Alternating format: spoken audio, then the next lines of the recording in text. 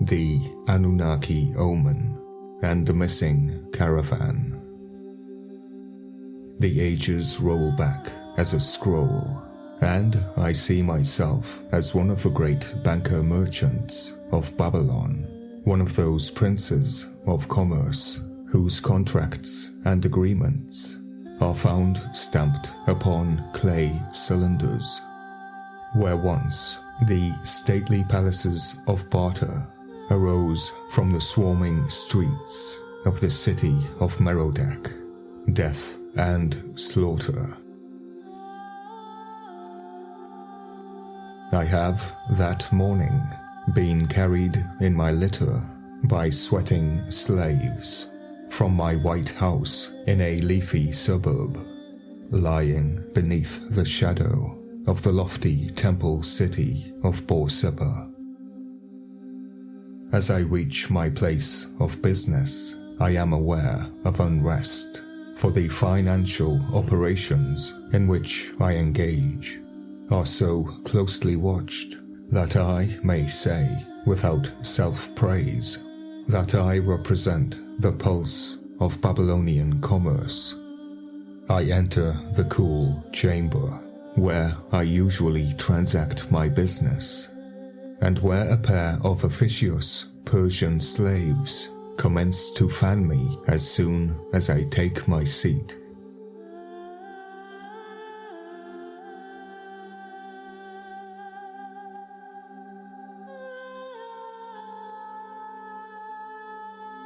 My head clerk enters and makes obeisance, with an expression on his face, eloquent of important news. It is, as I expected, as I feared. The caravan from the Persian Gulf, due to arrive at Babylon more than a week ago, has not yet made its appearance, and although I had sent scouting parties as far as Ninur, these have returned without bringing me the least intelligence regarding it. I feel convinced that the caravan with my spices, woven fabrics, rare woods, and precious stones will never come tinkling down the great central street to deposit its wealth at the doors of my warehouse, and the thought renders me so irritable that I sharply dismiss the Persian fan-bearers and curse again and again the black-browed sons of Elam, who have doubtless looted my goods and have cut the throats of my guards and servants.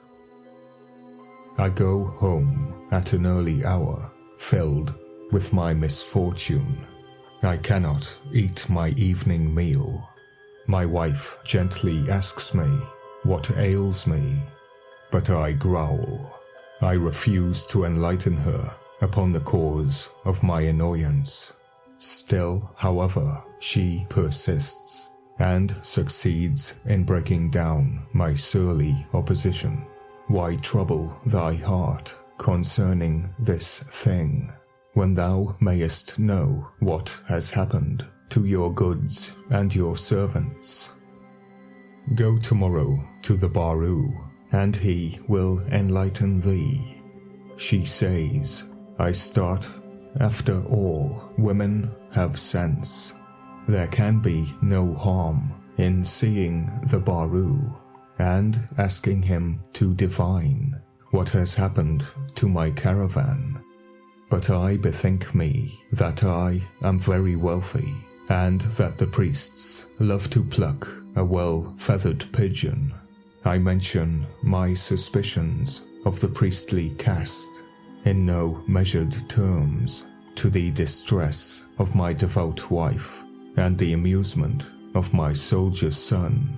Restlessly I toss upon my couch, and after a sleepless night, I feel that I cannot resume my business with the fear of loss upon me.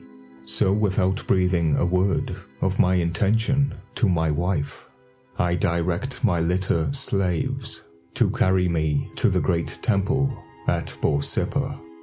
When I arrived, I inquire for the Chief Baru.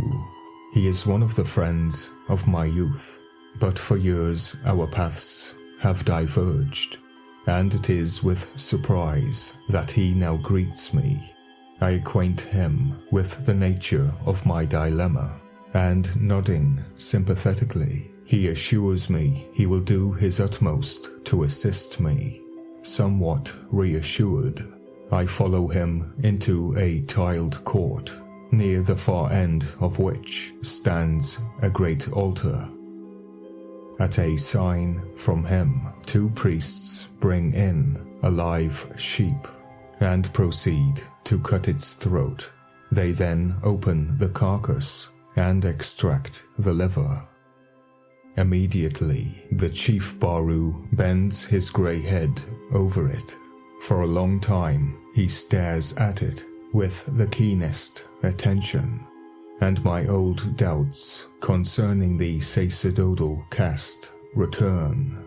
At last, the grey head rises from the long inspection, and the Baru turns to me with a smiling face and says, "The omen is good, my son," with a cheerful intonation. "The compass and the hepatic duct are short.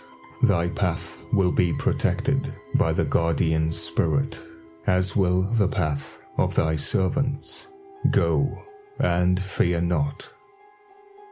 He speaks so definitely, and his words are so reassuring, that I seize him by the hands, and thanking him effusively, I take my leave. I go down to my warehouse in a new spirit of hopefulness, and disregard the disdainful or pitying looks cast in my direction. I sit unperturbed and dictate contracts and letters of credit to my scribe. Ha! What is that? By Merodach, the death and slaughter of the innocent animal. It is the sound of bells. Up I leap, upsetting the wretched scribe who is seated at my feet, and trampling upon his wet clay tablets, I rush to the door. Down the street slowly advances a travel-worn caravan. At the head of it, there rides my trusty brown-faced captain, Babar. He tumbles out of the saddle and kneels before me, but I raise him in a close embrace. All my goods, he assures me, are intact, and the cause of delay was a severe sickness, which broke out among his followers, but all have recovered, and my credit is restored.